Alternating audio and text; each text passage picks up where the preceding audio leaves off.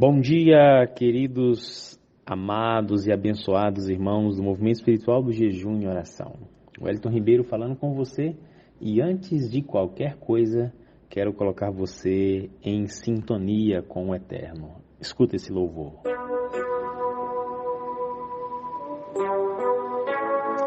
Talvez ele fale ao nosso coração no início desta manhã.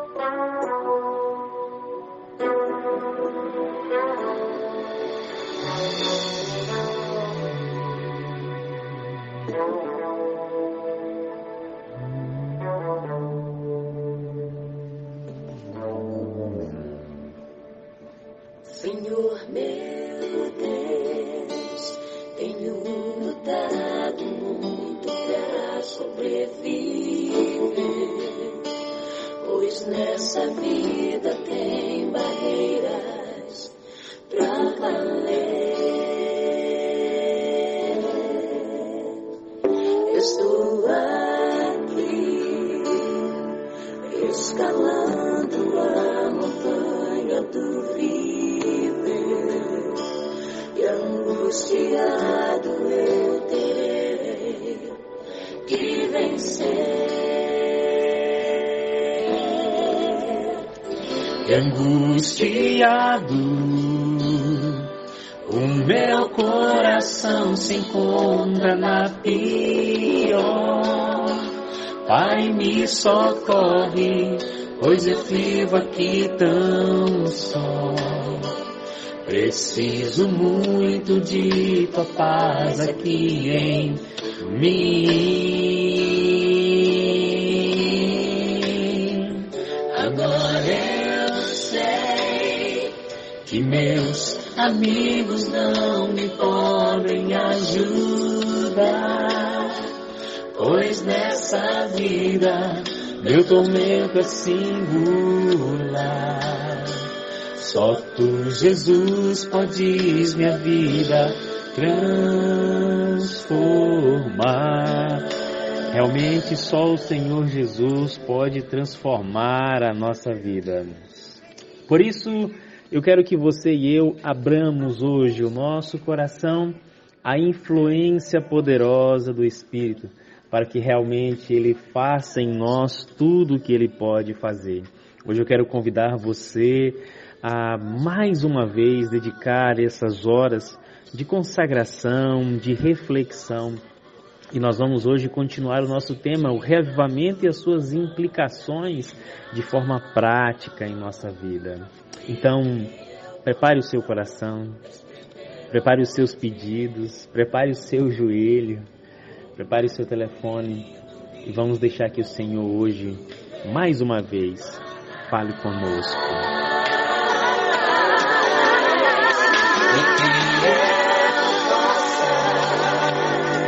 Sentir a tua mão na minha mão e que eu possa escrever o amor de como lindo rio onde tudo é.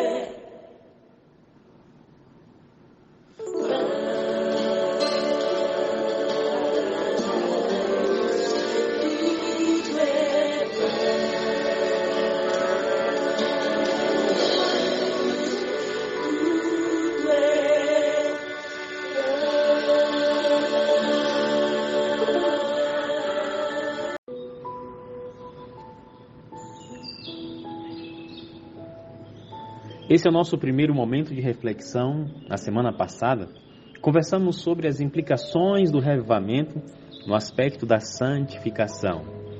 E hoje eu quero conversar com você, falando um pouquinho ainda sobre as implicações do reavivamento, agora sobre o nosso relacionamento com Cristo também, trazendo algumas características que são peculiares a Cristo Jesus, como, por exemplo, a justificação dos nossos atos. Todo reavivamento, ele precisa produzir mudanças internas. Uma vez essas mudanças ocorrendo, externamente elas começam a transparecer no estilo de vida das pessoas que estão sendo reavivadas. Lembrando que reavivamento é uma reavivação da vida espiritual produzida pelo relacionamento constante com o nosso Deus Espírito Santo. Nunca podemos perder isso de vista, queridos, porque se perdermos o Espírito Santo de vista no processo do reavivamento, nós vamos cair exatamente num erro perigosíssimo, não apenas da justificação pelas obras, mas também de estarmos participando de um falso reavivamento. Por isso, você e eu temos que estar atentos a todas as mudanças que ocorrem em nossa vida, o processo pelo qual nós estamos passando. Se o Espírito Santo não for o agente condutor, nós temos que reavaliar e permitir que ele seja não apenas o agente condutor, mas o motivador de toda a mudança que acontece na vida do cristão. Quero ler com você esse texto e refletir brevemente com ele.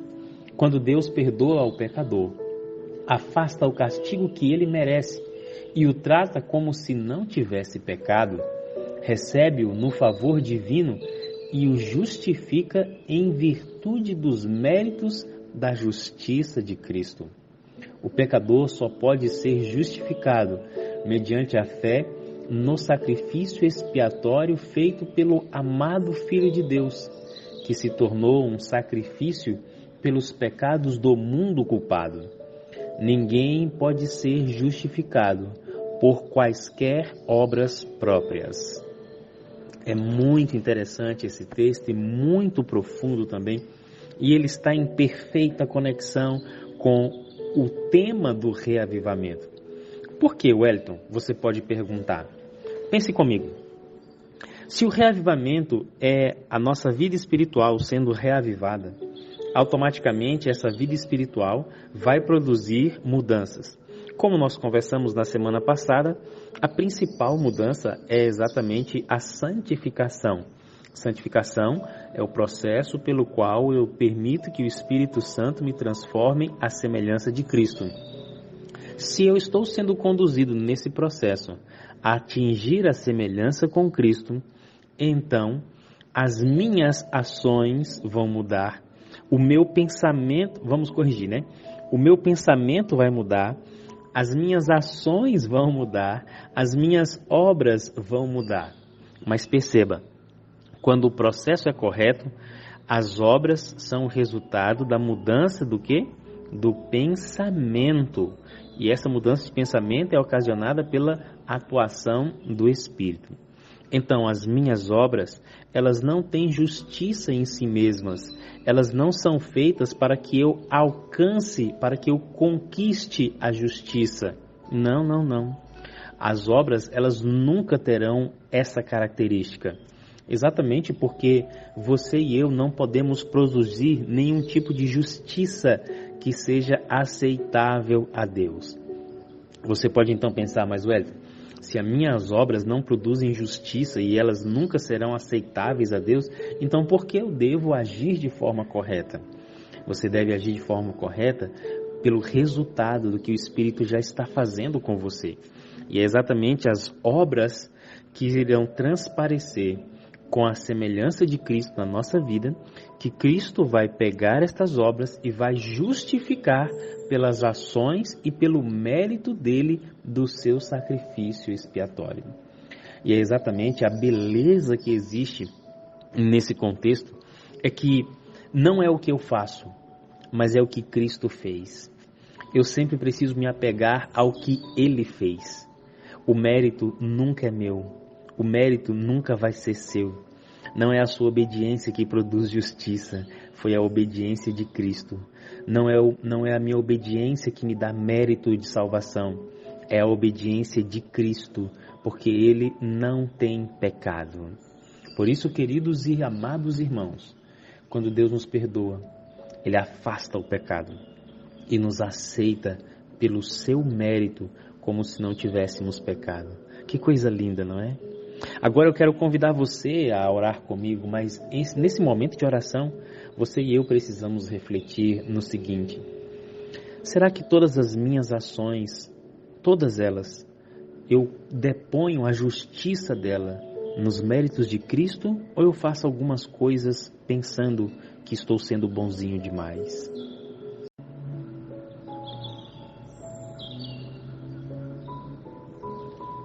Chegamos em nosso segundo momento de reflexão. Hoje estamos falando sobre as implicações do reavivamento na nossa vida de forma prática.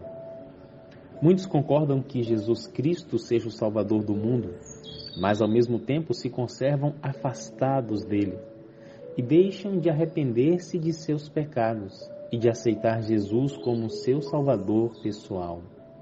Sua fé é apenas o assentimento da mente e do juízo à verdade, mas esta não é introduzida no coração para santificar a alma e transformar o caráter. Este texto fala exatamente sobre o grande perigo que nós podemos correr dentro da igreja. Esse é um risco que nós podemos correr mesmo tendo aceito a Cristo como nosso Salvador pessoal. Afinal de contas, no mundo cristão, é muito fácil você ver pessoas, ainda mais nos dias de hoje, dizerem que aceitam a Cristo como seu Salvador, mas poucas mudanças são ocasionadas no estilo de vida. Temos visto cada vez mais as pessoas banalizando o Evangelho, colocando a graça acima de qualquer coisa e assim lançando por terra princípios que são milenares da palavra de Deus, que falam sobre a transformação do caráter. E não me refiro apenas a algumas igrejas que têm corrompido o Evangelho. Existe uma outra área que é tão perigosa quanto essa, que são daqueles que estão dentro de uma igreja séria, com princípios e valores corretos, só que essas pessoas paralisaram na sua experiência cristã, paralisaram em sua jornada de crescimento espiritual. Eles conservam Cristo afastado deles, afastado. E aí, com isso, o pecado, que já era para ter sido abandonado, erradicado, ele acaba ali sendo escondido. E de vez por outra ele mostra as suas garras e leva a pessoa a pecar. É por isso que nós temos que ter muito cuidado para que a nossa fé não seja apenas uma ideia cognitiva na nossa mente. Ela precisa ser transformada em algo prático, em ações. E é por isso que precisamos introduzir no coração, para que através desta inserção do Espírito, da aceitação de Cristo verdadeiramente, o nosso caráter comece a ser santificado, lapidado e moldado. Eu sei que muitas vezes, queridos irmãos, é muito fácil a gente se acostumar com coisas erradas que nós fazemos. Eu sei disso, eu sei, porque isso acontece comigo e eu tenho certeza que acontece com você também. Coisas que a gente, às vezes, já incorporou ao nosso comportamento, à nossa fala, às nossas reações. Então, todos nós temos tantas áreas a serem lapidadas que muitas vezes a gente acaba deixando de lado algumas questões que são importantíssimas, que nós deveríamos já ter avançado. Por isso eu quero convidar você a enxergar que o reavivamento, ele precisa, de forma muito prática, fazer com que a fé seja introduzida em nosso coração e o nosso caráter transformado nos mínimos detalhes. Quais são, querido irmão, querida irmã que me escuta, os pequenos detalhes do seu caráter que você ainda está lutando e ainda não venceu? Vamos render eles hoje ao Senhor? Esse é o momento, não apenas de entrega, mas de transformação. Olá, meus queridos, estamos aqui no nosso terceiro momento. Você está vendo aí que o fundo musical está diferente, né? Eu saí para fazer a minha corridinha matinal, 9 quilômetros, no jejum, orando, intercedendo. Você pode pensar, Wellington, você corre quando está jejuando? Corro. Mas a gente já tem o organismo preparado, né, amados? Não estou falando que você tem que sair correndo muitas vezes as pessoas acham que o jejum é um estado eremita, onde a pessoa vai ficar igual um monge, meditando, parado, sem fazer nada, com aquela cara de piedade, cara de cachorro que caiu da mudança. Pelo contrário, o fato de você estar em jejum é um motivo a mais de você estar disposto, animado, animada, ativo, fazendo muitas coisas com um semblante irradiante. Afinal de contas, você está em conexão com o mundo espiritual. Então não tem por que ficar com essa cara de defunto, né? Inclusive você se recorda que é exatamente essa uma das razões que Cristo chama a atenção para o jejum farisaico feito da forma errada. Porque quando eles estavam em jejum, eles mudavam o semblante, fazendo uma suposta cara de piedade, né? Quando na verdade eles apenas queriam transparecer para os outros que estavam em jejum e ganhar ali um elogio, uma fala e tal. Então assim, você e eu, quando estamos em jejum, temos que estar irradiantes. Afinal de contas, o poder espiritual está sendo renovado na nossa vida, tá certo? Então se você está aí acabrunhada, sacode, levanta, faz um exercício, faz um alongamento, toma um banho de sol, vai lá fora, se espreguiça, e é isso mesmo, hein? Você está na presença do Eterno e clamando pela presença do Espírito na sua vida. Então, o seu corpo tem que transparecer a alegria do reino. Bom, mas esse não é o nosso tema, né? Mas se o Espírito pediu que eu falasse isso é porque alguém aí está precisando ouvir, tá? Vamos lá então. Desculpa eu estar ainda assim um pouquinho ofegante, tá, meus amores? Eu vou afastar aqui um pouco o telefone, é porque eu estou ainda caminhando agora, chegando em casa, e eu já quero, assim que chegar, para pegar o sinal da internet, você receber o nosso material. Avançando aqui em nosso tema sobre os impactos, né, do reavivamento na nossa vida. E aqui agora a gente vai falar sobre arrependimento. E é tão bonitinho esse texto, porque parece que às vezes nós entendemos o arrependimento como sendo uma obra humana. Queridos, você e eu nunca vamos conseguir nos arrepender de absolutamente nada, genuinamente falando de arrependimento, se não for um processo espiritual. Todo o processo de salvação do ser humano, ele é sobrenatural. Não tem explicação humana para isso. E é exatamente por isso que a gente aceita pela fé e clama pela fé os atributos de Cristo e do seu Espírito na nossa vida. Você e eu conhecemos histórias, tantas histórias, de homens e mulheres que foram em níveis tão baixos de degradação moral, que olhando, humanamente falando, a gente consideraria impossível de arrepender, impossível de ser transformado. No entanto, a gente hoje, quando vê essas histórias, ouve esses testemunhos, conhece essas pessoas, a gente louva a Deus por aquilo que o seu poder é capaz de fazer. E por que quando eu digo que todo o processo de salvação é sobrenatural, eu não estou querendo tirar a responsabilidade, a parte, né, que compete ao ser humano, que é o poder da decisão. Assim, esse a gente não tem como se eximir dele, não tem como se esquivar da decisão. Mas antes que a própria decisão seja tomada, existe uma ação de Deus, que é exatamente quando o Espírito Santo, trabalhando de fora para dentro, deseja nos convencer do pecado, da justiça e do juízo. Então, esta obra de convencimento de que aquilo que estávamos fazendo é errado, de que aquela direção que estávamos tomando é contrária à vontade de Deus, é uma obra do Espírito Santo. E muitas vezes nós acreditamos que essa obra, ela é apenas para nos trazer de fora da igreja para dentro da igreja. Mas não é, meus amores, não é.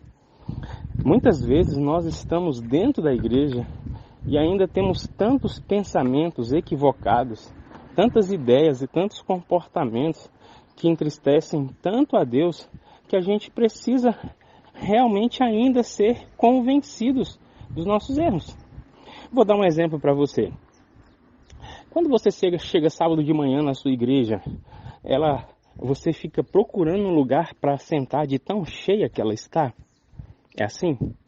Quando você chega num culto de domingo na sua igreja, você fica do lado de fora porque tem tantas visitas que vocês convidaram para participar do culto? É assim?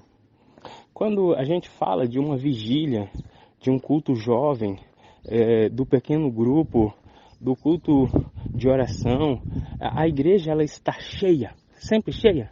É assim? Não, não é assim. E por que não é assim? Porque ainda existem comportamentos nossos, mesmo já tendo aceito a Cristo como Senhor, existem comportamentos que o Espírito ainda precisa nos convencer de que eles são errados. Então, quando a gente olha para aqueles que estão do lado de fora, eles têm um desafio ao permitir que o Espírito os convença para que eles se arrependam, né? Para que o Espírito produza o verdadeiro arrependimento para eles virem para dentro. Agora, nós que estamos aqui dentro, ainda existe um tipo de arrependimento que precisa ser causado pelo Espírito. Uma mudança completa de atitudes nossas que são totalmente contrárias aos princípios do reino, ainda que a gente se diga cristão. Ainda que a gente se diga cristão. E esse é um dos impactos que o reavivamento precisa causar na nossa vida. Então, diante desse áudio, desse nosso podcast aqui, eu quero perguntar para você. Bom dia, minha querida. Bom dia, irmão. Eu quero perguntar para você o seguinte. Você realmente tem permitido que o Espírito convença você das ações, das escolhas, das decisões que você tem feito erroneamente, ainda estando na igreja? Qual foi a última vez que você parou e orou apenas sobre isso? Apenas colocando esse tema na pauta do dia. Espírito, me mostra aqui o que eu estou fazendo de errado ainda dentro da igreja. Me revela aqui qual é a minha atitude dentro de casa. Me mostra aqui como cristão o que eu ainda não estou fazendo. Ou o que eu estou fazendo que o Senhor tem que me convencer. E amados, vou falar para você uma coisa. Se tu tiver coragem de fazer essa pergunta para o Espírito Santo, se prepara para a resposta. Porque ela vai ser dolorosa. Sabe por quê? Porque eu tenho certeza que ele vai te mostrar coisas que você faz que acha que está certo, baseado no seu pressuposto, baseado na sua ideia, na sua criação, e você vai relutar em mudar. Então, se você tiver coragem de perguntar, esteja também disposto a mudar. Muito bem, meus queridos, estamos aqui no nosso quarto momento de reflexão. Eu mandei o áudio aqui um pouquinho no horário diferente em função do outro que eu também enviei, tá? Mas a partir das 10 horas a gente normaliza. Homem algum pode de si mesmo arrepender-se, tornando-se digno da bênção da justificação. O Senhor Jesus está constantemente procurando impressionar o espírito do pecador e atraí-lo a fim de que o contemple, como o Cordeiro de Deus que tira os pecados do mundo. Não podemos dar um passo na vida espiritual, a não ser que Jesus atraia e fortaleça a alma e nos leve a experimentar aquele arrependimento que jamais decepciona. Esse texto apenas contribui com aquilo que conversamos no nosso áudio anterior, sobre o arrependimento ser produzido pela pessoa maravilhosa do Espírito em nossa vida. E quando a gente olha a vida de Cristo no processo do reavivamento, no processo da conversão, no processo da santificação, da justificação, faz todo sentido porque as peças se encaixam perfeitamente. Entenda, Cristo é o modelo o qual você e eu devemos constantemente estar contemplando, desesperadamente apaixonados por Ele. Então, quando nós olhamos a vida de Cristo, Ele nos atrai por aquilo que Ele fez. E essa atração que é exercida pelo testemunho dele, o Espírito nos impressiona, nos conduz a dar um passo na vida espiritual. E cada passo na vida espiritual é resultado dessa atração exercida por Cristo e pela influência do Espírito Santo. E aí, então, nós passamos pelo processo de fortalecimento da nossa alma e a gente começa a experimentar o arrependimento que jamais decepciona. Por que jamais decepciona? Porque esse aqui é o arrependimento genuíno. É aquele que produz mudança de vida. É aquele que produz o abandono do pecado, abandono das ideias antigas, abandono do comportamento antigo e passamos a viver agora em novidade de vida conforme o modelo que estamos constantemente contemplando, que é Cristo Jesus, o nosso Senhor.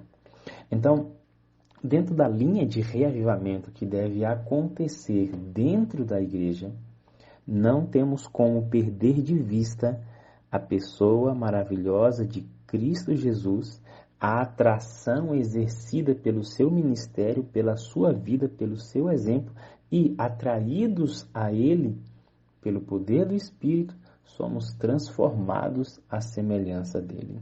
Então, a gente tem muito a avançar. E agora, para a gente orar e refletir, eu quero perguntar a você, nessa semana, quanto tempo você parou para contemplar a vida, o ministério, a beleza e o amor de Cristo?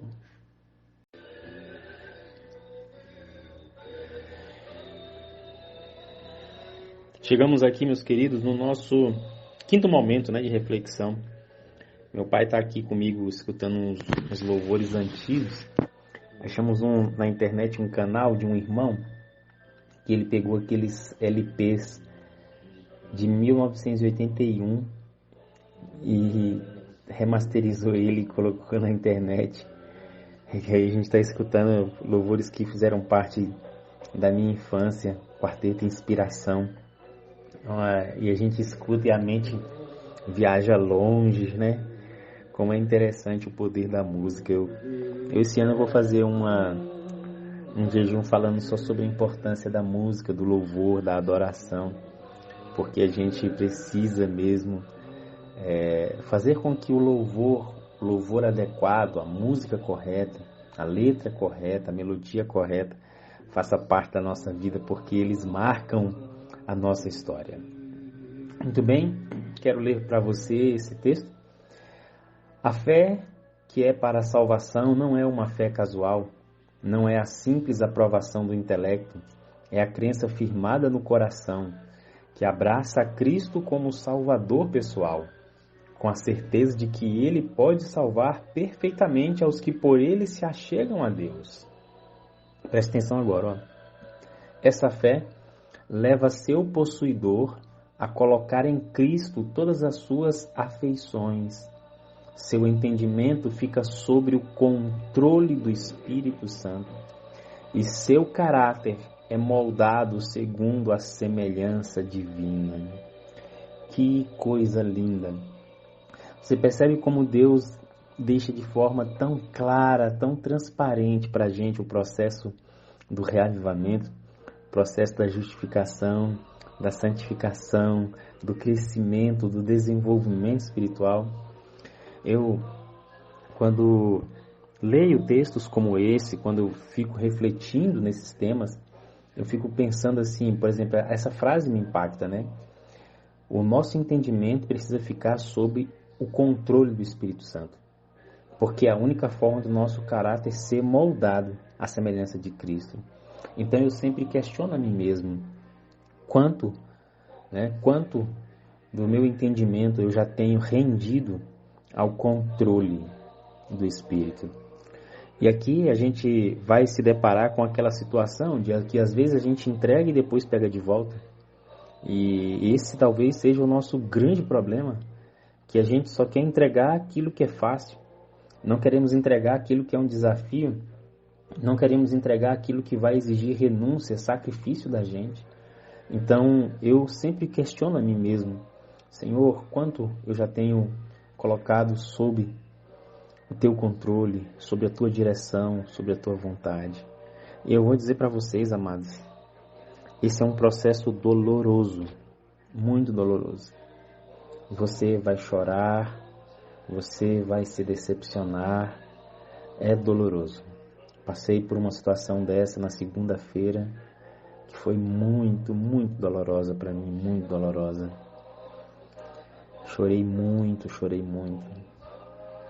E depois em oração, conversando com o pastor Wagner, a gente chorou juntos quando eu compartilhei com ele o que eu tinha passado.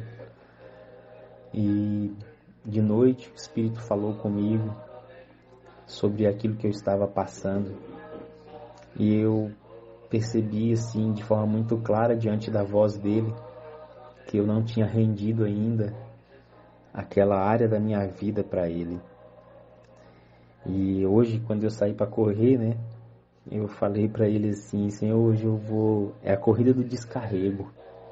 Quero descarregar toda essa chateação, toda essa mágoa, toda essa decepção nas tuas mãos, para que o Senhor tome o controle desse tipo de sentimento, do meu pensamento, para que tudo esteja conforme a tua vontade. E aí eu quero fazer essa pergunta para você: quais são as áreas da sua vida que ainda não estão sob o controle total do Espírito Santo? Entenda que enquanto ele não tiver o controle, o seu caráter não será moldado à semelhança divina. Chegamos no nosso penúltimo momento de reflexão. Eu quero ler com você esse texto para refletirmos nele. Tá passando rápido, né, gente? Já 11 horas. Meu Pai amado. A grande obra operada pelo pecador, impuro e maculado pelo mal, é a obra da justificação, ou seja, o ato de Deus nos tornar justos. Por ele, que fala a verdade, é o pecador declarado justo. O Senhor dá ao crente a justiça de Cristo e perante o universo o pronuncia justo. Transfere os seus pecados para Jesus, o representante, substituto e penhor do pecador. Sobre Cristo coloca ele a iniquidade de todo o que crê.